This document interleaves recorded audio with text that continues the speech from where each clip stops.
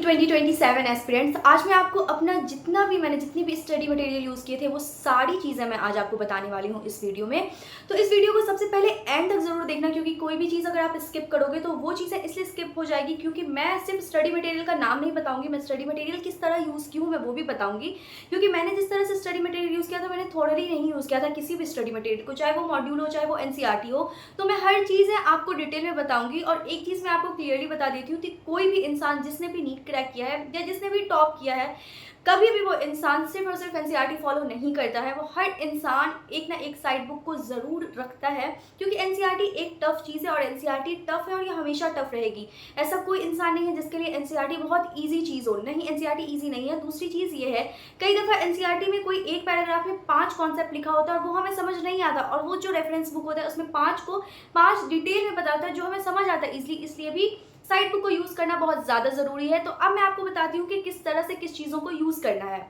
सबसे पहले मैं स्टार्ट करती हूँ फिजिक्स से। तो फिजिक्स में सबसे पहले आपका नोट्स बहुत ज़्यादा इंपॉर्टेंट है। मैं आपसे नोट्स बनवा के रहूँगी क्योंकि नोट्स बहुत ज़्यादा ही इंपॉर्टेंट है। अगर मेरे पास मेरे स्टडी मटेरियल्स होते जो मेरे घर पे हैं, और मैं अभी हॉस्टल रह रही हूँ, एम्स पटना में हूँ मैं, तो इस वजह से ना मैं वो चीज़ें नहीं दिखा पाऊंगी। लेकिन हाँ, अगर आपको जो जो चीज़ें मैं बोल रही हूँ वो चीज़ें ज़रूर फॉलो करनी है, वो बहुत ज़्यादा इंपॉर्टेंट है। और मैं बहुत ज़्यादा चीज़ें कभी नहीं बताऊँगी आपको। मुझे भी पता है 1 साल ही है, मुझे भी पता है सिलेबस बहुत ज़्यादा है, मुझे भी पता है 98 चैप्टर्स हैं, तो इसलिए मैं बहुत ही छोटी चीज़ों में बताऊँगी।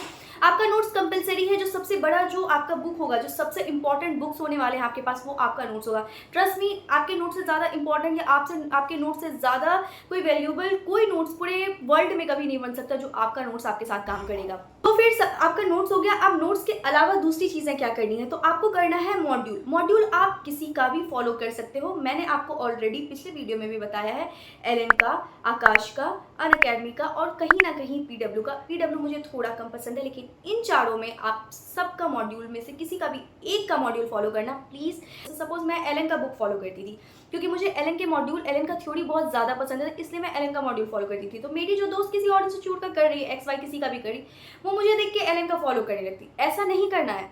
आप किसी भी एक मॉड्यूल को स्टार्ट करो और उसको एंड तक करना है। अब मैं आपको सबसे पहले ये बता देती हूँ कि मॉड्यूल किस तरह फॉलो करना है। आपको अपना नोट्स रिवाइज कर लेना है, डेली का डेली रिवाइज करना है, देन उसके बाद आप अपने मॉड्यूल में आना। ठीक है, डेली का डेली करोगे तभी ये सारी चीज़ें एप्लीकेबल है, वरना सब बकवास हो जाएगा। अब आपको अपने मॉड्यूल में आना है। मॉड्यूल में आने के बाद ना आपको दिखेगा हर जगह कहीं ना कहीं थ्योरी होगा। देखना, थोड़ा थ्योरी है, देन उसके बाद क्वेश्चन आता है। तो वो जो थ्योरी होगा ना, उसको बस थोड़ा सा पढ़ लेना, अंडरलाइन कर करके। एक बार आप पूरा थ्योरी पढ़ लोगे ना, अपने नोट्स करना, देन उसके बाद मॉड्यूल की थ्योरी पढ़ना। मॉड्यूल की थ्योरी पढ़ने के बाद हर एक मॉड्यूल में आपको कहीं ना कहीं बीच में या तो इंडेक्स क्वेश्चन लिखा होगा या बिगनर बॉक्स एलन के मॉड्यूल में लिखा होता था, तो बिगनर बॉक्स करा देना। ठीक है, तो वो जो बिगनर बॉक्स वाला क्वेश्चन होगा, जो भी 7-8 क्वेश्चन होंगे, उसमें मुझे ऐसा लगता है कि मैं जब फर्स्ट टाइम पे की थी तो मेरे अगर 8 क्वेश्चन है तो उसमें मेरे 5 to 6 क्वेश्चन बनते थे, और हमेशा मेरे 2 या 3 क्वेश्चन हमेशा डाउट होते थे, क्योंकि बिगनर बॉक्स के जो क्वेश्चन होते हैं वो थोड़ा सा हायर लेवल का होता है। अब दूसरी चीज़ है, मैं ये बता देती हूँ, गोल्डन की पॉइंट्स जो होता है ना, वो बहुत ज़्यादा इंपॉर्टेंट होता है। गोल्डन की पॉइंट्स जो जितने भी बुक्स में आपको कहीं ना कहीं की पॉइंट्स नजर आएंगे, उसको बहुत अच्छे से पढ़ना, क्योंकि बहुत सारा थ्योरी क्वेश्चन और बहुत सारा न्यूमेरिकल क्वेश्चन जो होता है वो वहाँ के फॉर्मूला से बन रहा होता है। वो आपके नोट्स में भी वो फॉर्मूला नहीं, आपके मॉड्यूल में भी वो फॉर्मूला नहीं, वो गोल्डन की पॉइंट्स के फॉर्मूला से बनता है। गोल्डन की पॉइंट्स जरूर पढ़ना। इस तरह से अपने मॉड्यूल पढ़ने की आदत डालो। फिर ये करने के बाद अब है कि आप फिजिक्स में इसके अलावा आपने क्या किया था। तो इसके अलावा मैं आपको बताती हूँ, मैंने पीवाईक्यू की थी। अब मैंने पीवाईक्यू किसका किया था, मैं आज आपको ये बता किया था ओसवाल का नीट यूजी का 39 ईयर का फिजिक्स पीवाईक्यू। मैं आपको दिखाती हूँ, ये आपके लिए 39 ईयर का, जब मैंने दिया था तो 37 ईयर का मेरे पास था। उसके लिए मतलब मुझे ये बेस्ट से भी ज़्यादा अच्छा लगता है। मैं आपको चीज़ें बताती हूँ। सबसे पहले तो आपको यहाँ पे कंप्लीट एनालिसिस मिल जाएगा कि कौन से चैप्टर से कितना पीवाईक्यू आता है, जो बहुत ज़्यादा इंपॉर्टेंट है क्योंकि फिजिक्स बहुत ज़्यादा लेंथी होता है। दूसरी चीज़ मैं आपको दिखाती हूँ, जैसे ये देखो, ये फिजिकल वर्ल्ड एंड मेजरमेंट का चैप्टर्स है, जिसमें मतलब मैंने बहुत सारे पीवाईक्यू ट्राई किए, बहुत सारे बुक्स ट्राई किए, बट ऐसा मुझे कहीं पे भी नहीं दिखा है कि लिटरली इसके थ्योरी दिए हुए हैं पहले एंड देन उसके बाद यहाँ से पीवाईक्यू आपका स्टार्ट होता है, जो ईयर वाइज आपके पास कंप्लीट पीवाईक्यू आता है। उससे भी ज़्यादा अच्छा यहाँ पे ये है कि यहाँ प्रॉपर सॉल्यूशन है। आपको सॉल्यूशन के लिए इधर उधर गूगल नहीं करना पड़ेगा, आपके पास चैट जीपीटी नहीं करना पड़ेगा, सब कुछ है। और ये जो है, इसको कोई बीट नहीं कर सकता फिजिक्स में। इससे ज़्यादा ये बेस्ट चीज़ है फिजिक्स में, बहुत ज़्यादा इंपॉर्टेंट होता है। का बुक जो है वो आप ज़रूर जाके बाय करना, मुझे लगता है बहुत ज़्यादा अच्छा। जब मैं इस ओसवाल की बुक को करती थी तो इतना ज़्यादा अपडेटेड नहीं था, बट आपके लिए बहुत ज़्यादा अपडेटेड वर्जन आया, मतलब ऑलमोस्ट हर चीज़ें आपकी एक जगह पे मिल जाएगी। तो फटाफट से जाओ, डिस्क्रिप्शन बॉक्स में दिया हुआ है, आप वहाँ से बाय कर सकते हो। अब उसके अलावा मैं आगे चीज़ें बताती हूँ। फिजिक्स में पीवाईक्यू बहुत ज़्यादा इंपॉर्टेंट है, नो डाउट, और इसमें कभी डाउट नहीं आने वाला।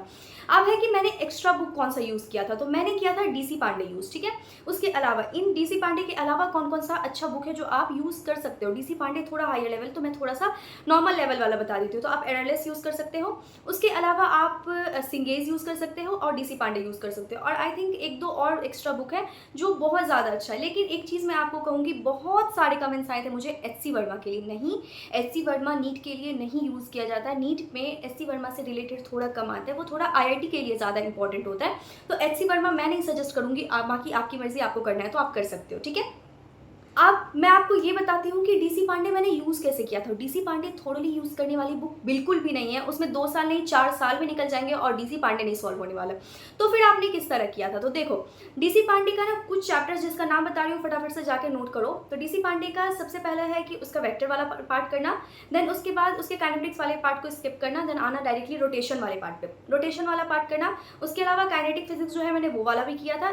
फिर 11th वाले पार्ट में मैंने सिर्फ इतना किया था, सिर्फ। अब आते हैं अपन 12th वाले पार्ट में, सॉरी उसके अलावा मैंने ग्रेविटेशन भी किया था। अब अपन आते हैं 12th वाले पार्ट में। तो 12th वाले पार्ट में मैंने इलेक्ट्रोस्टैटिक किया था, देन उसके अलावा करंट इलेक्ट्रिसिटी की थी, और मैंने ऑप्टिक्स किया था। उसके अलावा कुछ भी नहीं, कोई मैग्नेटिक, कोई भी EMW EMI कुछ भी नहीं किया था मैंने, बस मैंने इतनी सारी चीज़ें की थी। अब मैंने डीसी पांडे में क्या क्या बनाया था, तो डीसी पांडे में जब आप डीसी पांडे खोलोगे तो उसकी थ्योरी में मत जाना, थ्योरी बहुत ज़्यादा है और बहुत ज़्यादा टाइम लग जाएगा, इतना टाइम आपके पास नहीं है।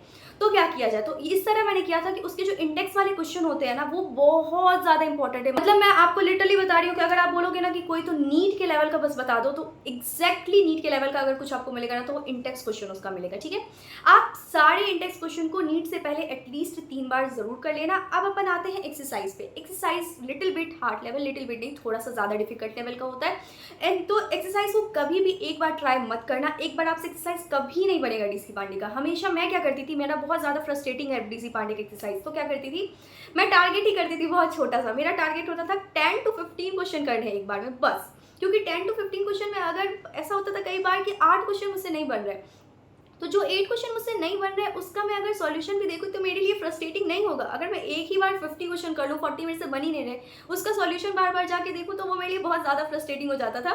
तो इसलिए मैं क्या करती थी कि मैंने 15 क्वेश्चन टारगेट किया और उसके बाद जाती थी, उसको सॉल्व करती थी। अगर बना तो ठीक है, नहीं बना तो मैं सॉल्यूशन देखती थी, और सॉल्यूशन देख के मैं समझने की कोशिश करती थी। कभी भी आंसर लाने की ट्राई मत करना, स्टेप समझने की कोशिश करना। वो क्वेश्चन भले तुम्हारे एग्जाम में ना आए, लेकिन उस क्वेश्चन से ना 5 कॉन्सेप्चुअल क्वेश्चन तुम्हारे एग्जाम में कंफर्म आने वाले हैं। तो अगर तुम्हें फिजिक्स के कॉन्सेप्चुअल क्वेश्चन को अपने अंदर एकदम वो करके रखना है ना, तो तुम डीसी पांडे जरूर करना। और अगर तुमने डीसी पांडे कर लिया तो ट्रस्ट में तुम्हें फिजिक्स में कोई भी बीट नहीं कर सकता, और सच में नहीं कर सकता है। तभी तो मेरे 2025 में 148 आए थे, और ये बहुत बड़ा नंबर था। 2025 में बहुत ज़्यादा बड़ा नंबर था, और वो सिर्फ और सिर्फ डीसी पांडे के कॉन्सेप्चुअल क्वेश्चन की वजह से आए थे। फिजिक्स का इतना ही करना है, इससे ज़्यादा फिजिक्स नहीं करना, बस इसको मल्टीपल्स टाइम करनी है। Multiples time is the key word जो हर टॉपर फॉलो करता है। अब अपन आते हैं केमिस्ट्री पे। तो सबसे पहले स्टार्ट करूंगी मैं फिजिकल केमिस्ट्री। तो फिजिकल केमिस्ट्री में आपका नोट्स बहुत ज़्यादा इंपॉर्टेंट है। जहाँ जहाँ मैं बोल रही हूँ आपका नोट्स बहुत ज़्यादा इंपॉर्टेंट है, वो किसी और के नोट्स से पढ़ने की बिल्कुल भी नहीं है आपको, और बिल्कुल भी मत करना ये चीज़। अगर ऐसा होता तो मैं आपको नोट्स अपना नहीं दे देती, लेकिन इतने मैसेज आने, कम से कम मुझे 500 मैसेजेस आए होंगे कि प्लीज़ आप अपना नोट्स दे दो, और मैं कभी नहीं दूंगी आपको अपना नोट्स, कभी भी नहीं। मैं कभी नहीं चाहती कि आप मेरे पे डिपेंड, या दुनिया में किसी भी इंसान पे डिपेंड हो जाओ, उसके कॉन्सेप्ट के बेसिस पे अपना नहीं निकालने के लिए निकल जाओ, जो कभी नहीं निकलेगा। इसलिए अपना नोट्स बनाओ जाके। नोट्स आपका फिजिकल केमिस्ट्री में बहुत ज़्यादा इंपॉर्टेंट है, और मैं आपको बताती हूँ तो फिजिक्स से ज़्यादा इंपॉर्टेंट आपका फिजिकल केमिस्ट्री का नोट्स है। फिजिक्स आपका मॉड्यूल से या फिर एक्स्ट्रा बुक या पीवाईक्यू से बहुत हद तक हो जाएगा, लेकिन आपका फिजिकल केमिस्ट्री ना बहुत ज़्यादा, मतलब आपका ऐसा समझो कि फिजिकल केमिस्ट्री में 70% आपका नोट्स ही आता है। 70% आपके जो कॉन्सेप्ट होते हैं वो डायरेक्टली नोट्स पर डिपेंडेंट होते हैं, और आपका जो भी क्वेश्चन सॉल्व होगा ना, वो आपके नोट्स का अगर कॉन्सेप्ट क्लियर है तभी सॉल्व होगा, वरना क्वेश्चन सॉल्व ही नहीं होता है फिजिकल केमिस्ट्री में। तो फिजिकल केमिस्ट्री में सबसे पहले मैंने नोट्स किया था, देन उसके बाद सेकंड चीज़ जो मैंने की थी वो मैंने मॉड्यूल किया था, और मॉड्यूल मैंने बहुत अच्छे से फॉलो किया था। उसके एक्सरसाइज के हर एक क्वेश्चन में करती थी, exercise 1, exercise 2 and exercise 3 physics में भी करती थी और फिजिकल केमिस्ट्री में भी करती थी। उसके अलावा फिजिकल केमिस्ट्री में ना मैं हमेशा बिगिनर बॉक्स कभी भी नहीं छोड़ती थी। बिगिनर बॉक्स बहुत इंपॉर्टेंट होता है, लेकिन फिजिकल केमिस्ट्री में मैं बहुत ज़्यादा थ्योरी नहीं पढ़ पाती थी, बहुत ऊपर से मैंने थ्योरी पढ़ा है फिजिकल केमिस्ट्री का, इसलिए। बट थ्योरी बहुत ज़्यादा अच्छा है, मुझे एलन के मॉड्यूल का थ्योरी बेस्ट लगता है। है। अगर आपको अच्छा लगे तो कर सकते हो, आपको किसी और का भी अच्छा लगे तो कर सकते हो। फिजिकल केमिस्ट्री में कोई भी एक्स्ट्रा बुक नहीं सॉल्व की हूँ, तो चीज़ों के अलावा मैंने कुछ नहीं फॉलो किया, तो आप भी इसके अलावा कुछ मत फॉलो करो, इन दोनों को 101% फॉलो कर लो। देखो आपका फिजिकल केमिस्ट्री बहुत अच्छा हो जाएगा।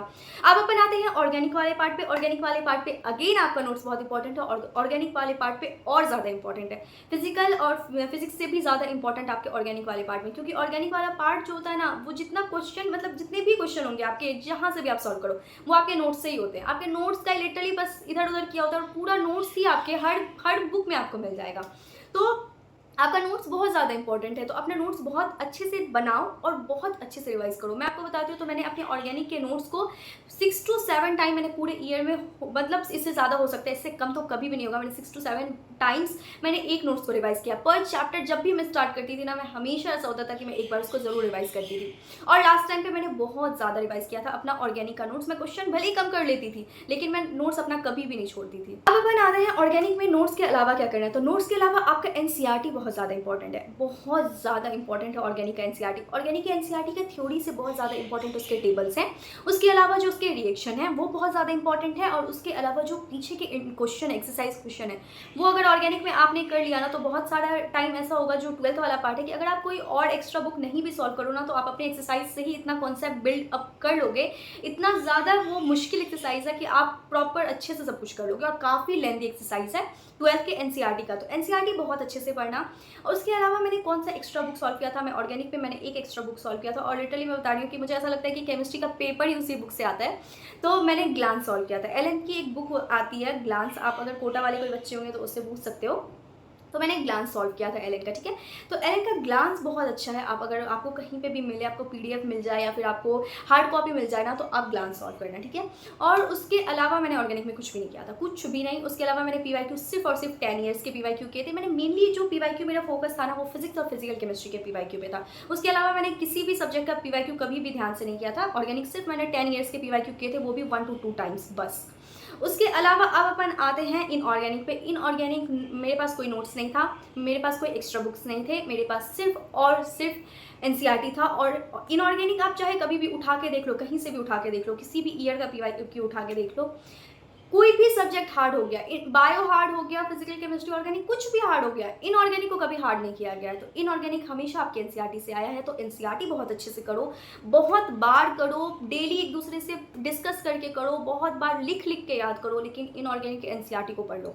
एनसीईआरटी के अलावा आप कुछ भी नहीं करोगे तो भी चल जाएगा, लेकिन एक और चीज़ कर सकते हो, अगर हो सके तो एमटीजी कर लेना। एमटीजी बहुत अच्छी बुक है, मुझे ऐसा लगता है एमटीजी केमिस्ट्री की बहुत अच्छी बुक है, करना है तो कर सकते हो। अगर नहीं करना है तो अगर आप ग्लांस ले रहे हो एलन का तो वो काफ़ी है, फिर उसके बाद आपको कोई भी बुक लेने की नीड नहीं है।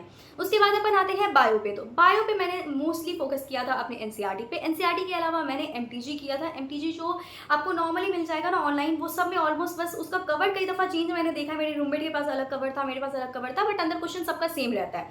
तो आप ना बायो का अगर हो सके तो एमटीजी ज़रूर करना। तो मुझे ऐसा लगता है कि ये सारी चीज़ें बहुत ज़्यादा इंपॉर्टेंट है। ये सारी चीज़ें करने के बाद कुछ नहीं करना, कुछ भी नहीं करना है, इसको मल्टीपल्स टाइम करना है, दैट्स इट। उसके अलावा आपको कुछ भी नहीं करना है। एक चीज़ मेंशन कर देती हूँ आपको कि मैंने कोई भी बुक तब फॉलो की थी जब मुझे लगा था कि मेरा कॉन्सेप्ट अच्छा हो रहा है, मेरा कुछ चैप्टर्स मेरे हो जा रहे हैं पीछे से, तब मैंने अपना एक्स्ट्रा बुक स्टार्ट किया था। कभी भी ऐसा नहीं था कि मेरे कॉन्सेप्ट क्लियर नहीं हो रहे और मैं एक्स्ट्रा बुक में चली जाऊँ, नहीं, हमेशा अपना कॉन्सेप्ट क्लियर करना पहले, देन उसके बाद जब टाइम मिलता है तब अपनी एक्स्ट्रा बुक पे जाना होता है। तो ये सारी चीज़ें बहुत ज़्यादा अच्छे से फॉलो करना। और कोई भी इंसान अगर कह रहा है कि मैं सिर्फ एनसीईआरटी पढ़ के कर लिया हूँ, तो किसी ने भी सिर्फ एनसीईआरटी पढ़ के नीट नहीं निकाला है। हमेशा किसी ना किसी एक्स्ट्रा बुक, रेफरेंस बुक को फॉलो किया। और रेफरेंस बुक इंसान अपने कॉन्सेप्ट को ईजी करने के लिए करता है, और वो अच्छी चीज़ है, क्योंकि नीट आप कॉन्सेप्ट के बेसिस पे आ रहा है। अब नीट ऐसा नहीं आ रहा कि आप रट के नीट निकाल लोगे।